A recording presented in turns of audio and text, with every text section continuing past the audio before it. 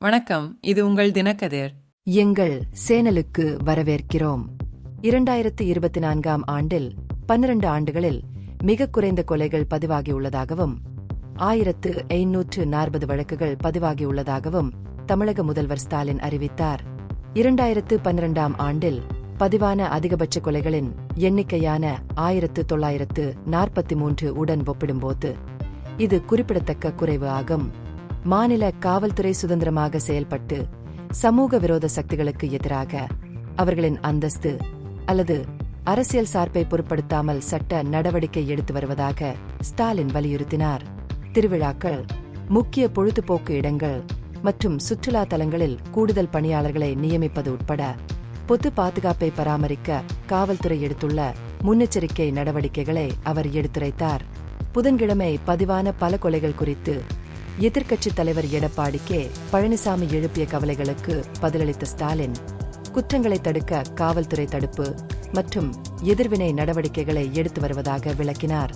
மீண்டும் மீண்டும் குற்றவாளிகள் மற்றும் குண்டர்கள் கூர்ந்து கண்காணிக்கப்பட்டு தேவைப்படும்போது குண்டர் சட்டத்தின் கீழ் தடுத்து வைக்கப்படுகிறார்கள் என்று அவர் வலியுறுத்தினார். மேலும் குற்றவாளிகள் சட்டத்தின் முன் நிறுத்தப்படுவதை உறுதி செய்வதில் அரசாங்கம் கவனம் செலுத்தி வருகிறது.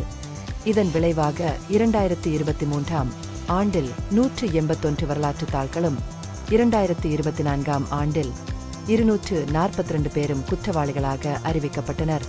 இந்த தண்டனைகளில் 150 குற்றவாளிகளுக்கு ஆயுள் தண்டனை அல்லது 10 ஆண்டுகளுக்கும் மேலான சிறை தண்டனை விதிக்கப்பட்டது. 2012ஆம் ஆண்டு அதிமுக ஆட்சியின் போது கொலைகளின் எண்ணிக்கை 1943 ஆகஸ்ட் உயர்ந்ததாகவும் 2013ஆம் ஆண்டில் அது 1927 ஆகஸ்ட் சற்று குறைந்துள்ளதாகவும் ஸ்டாலின் சுட்டிக்காட்டினார். ஊரடங்கு காலத்தில் இந்த எண்ணிக்கை 1661 ஆகஸ்ட் இருந்தது.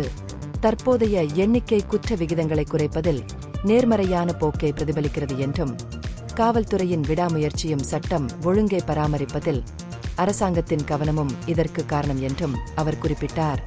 அரசியல் ஆதாயத்திற்காக தனிமைப்படுத்தப்பட்ட சம்பவங்களை பயன்படுத்த வேண்டாம் என்றும் முந்தைய ஆண்டுகளுடன் ஒப்பிடும்போது பொது பாதுகாப்பில் ஒட்டுமொத்த முன்னேற்றத்தை கருத்தில் கொள்ள வேண்டும் என்றும் முதலமைச்சர் அரசியல் எதிரிகளை வலியுறுத்தினார்.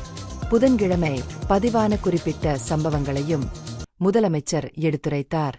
லஞ்ச ஒழிப்பு பிரிவு குறிப்பிட்டுள்ள 4 கொலைகளில் கோயம்புத்தூரில் நடந்ததாக கூறப்படும் ஒரு வழக்கும் அடங்கும் என்றும் அது ஆரம்பத்தில் கொலை என்று கருதப்பட்டு தற்கொலையாக மாறியது என்றும் அவர் தெளிவுபடுத்தினார். இது முதற்கட்ட விசாரணையில் உறுதிப்படுத்தப்பட்டது. மற்றொரு சம்பவத்தில் மதுரையில் கண்டெடுக்கப்பட்ட ஒரு கான்ஸ்டபிளின் எரிந்த உடல் தற்போது விசாரணையில் உள்ளது. கூடுதலாக சிவகங்கை மாவட்டத்தில் நடந்த ஒரு கொலை குடும்ப தகராறின் விளைவாக ஏற்பட்டதாக கண்டறியப்பட்டது. ஈரோட்டில் ஜான் என்ற சாணக்கியன் கொலை குறித்தும் ஸ்டாலின் பேசினார். ஜான் தனது ஜாமீன் நிபந்தனையின் ஒரு பகுதியாக ஒரு காவல் நிலையத்திற்குச் சென்ற பிறகு இந்த சம்பவம் நிகழ்ந்தது. விசாரணையின்படி 2020ஆம் ஆண்டு சேலத்தில் செல்லதுரை என்ற மற்றொரு வரலாற்றுத் தாள் கொலைக்கு பழிவாங்கும் விதமாக ஜான் கொல்லப்பட்டார். இந்த வழக்கின் முக்கிய சந்தேக நபரை காவல்துறை கைது செய்துள்ளது.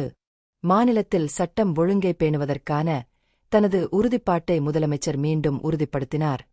காவல்துறை அமைதி மற்றும் பாதுகாப்பை நிலைநாட்ட தீவிரமாக செயல்பட்டு வருவதாக கூறினார்.